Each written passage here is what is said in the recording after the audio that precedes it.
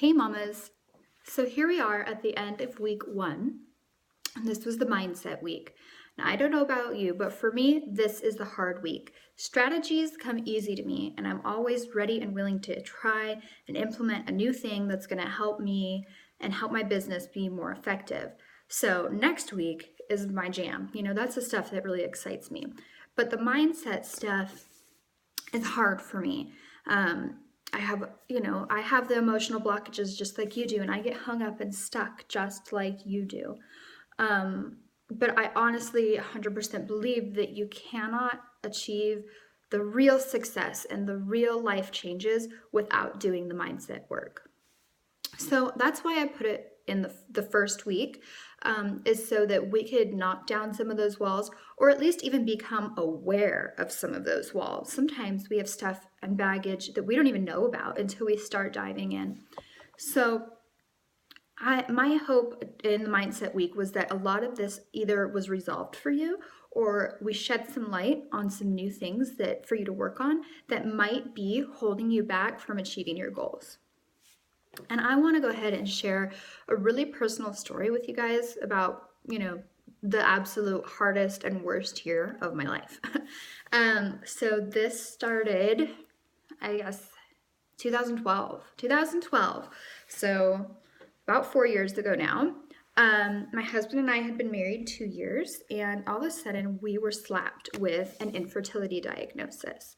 And this was just devastating to me. I was the girl, or I am the girl, that ever since I was 13, heck, even 7, let's just say 7, I wanted to be a mom. I would bring my baby dolls in the store with me and pretend they were real. And then, when I was able to babysit, I always volunteered because I just wanted to spend time with little kids. I wanted all the practice I could get because I was going to be a mom. So, imagine how devastating it was to hear that, hey, you might still be a mom, but it's going to be a very hard road for you if you become a biological mother. So, there was the emotional blow from that. And then I was put on a really, really common fertility drug. It's a first-line drug that they use all the time, and many, many women have a lot of success with it. But I didn't. It made me very, very crazy. Yes, I ovulated, and yes, it addressed the physical issue I was having, but it made me batshit crazy. I had never had a panic attack in my life, and all of a sudden I was having these full-blown panic attacks, and I ended up being put on anti-anxiety and antidepressant medications, which, hell, maybe I needed, but it wasn't directly the cause. It was just another medication to deal with the side effects of a first medication. So I feel like it just exacerbated everything and made everything worse. So I finally just went cold turkey off of all meds, and that was about 4 months after the diagnosis. My husband's in the military, so I'm a military spouse, and in that process, while I was, detoxing from everything, we ended up moving to a new duty station, which ended up having a really great fertility doctor. So I went ahead and got the referral to see that doctor, and I kind of shared what had gone on when I'd been on this first medication, and he said, oh yeah, that's really not that unheard of. Many women have trouble with this.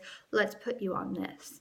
And so at that point, my concerns and my fears and everything were very validated. And I felt like there were options for me other than this one single med, that if that didn't work, there was no way I was going to be a mom. And so while, yeah, I got on meds that were a lot better for me, it still took 6 months for us to get pregnant. And I know that doesn't sound like a long time. Many women go through much, much longer struggle.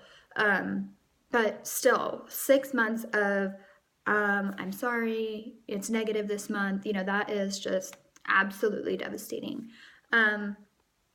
And so finally, after that 6 month of treatment, my husband and I had on the side been completing our adoption classes. In case treatment wasn't working for us, or we decided not to go further, we were going to be at least certified to begin adoption if we chose that route. And so it's so funny how life works is the week we completed our classes was the week we got our positive result. So, everybody says that the world works in mysterious ways, but that's just the way it is. And so I ended up being pregnant, and I fell into a trap that a lot of women fall into, is that my identity, that went away. I was now a pregnant woman who had struggled so hard to be in that state, and finally was able to conceive. And so anything that was ever for me, no, I can't do that because of the baby, or I can't try that, or I don't want to invest in this. And I didn't want to better myself at all because I was finally in this phase of life that I had wanted so desperately to be in. And as you can imagine, you see where I'm going. My daughter was born, and it was just straight down the tunnel of postpartum depression. And a lot of that was just because I had no idea who I was anymore. And I love my little girl, don't get me wrong, but I had been telling women in my counseling practice for years not to put themselves on the back burner and not to put themselves last. And here I was doing the exact same things, and here I was suffering the emotional and mental consequences of that. But the thing that really helped me kind of climb my way out of this was starting the Riss Lawton Company and starting my own business, because I finally had somewhere to put my energy that felt like a direct reward and directly related to me and my soul. And I finally I would put the baby down at night, and I finally had something that was mine, and something that, I could dedicate a piece of myself to and grow myself through. And I know this is kind of a sappy, sobby story, but I'm not sharing it with you because I want you guys to, feel sorry for me or hear my emotional consequences or whatever. I want you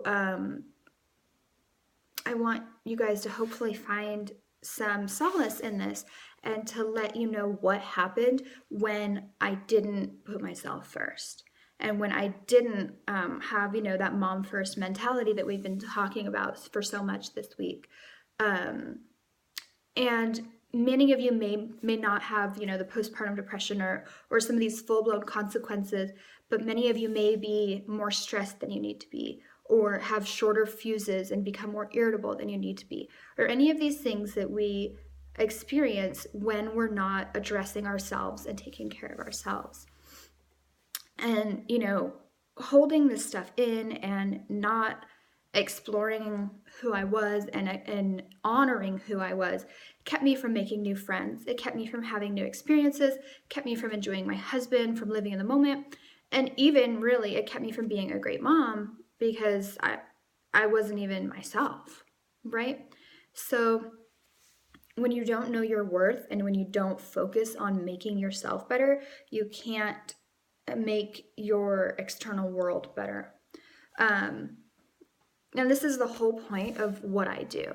When you click through my website and you click on the complete life package that I offer, there's a lot of fancy schmancy copy in there that talks about what I do and why I do it, but this is really the nitty-gritty of why I do it, and how it helps and how it's helped me, and how I can use these same skills, not only my clinical skills from my counseling background, but these same skills from my life to help you guys. And so I've really shared with you today what has held me back from getting to that next level, and from achieving my dreams and my goals, and even just achieving happy days.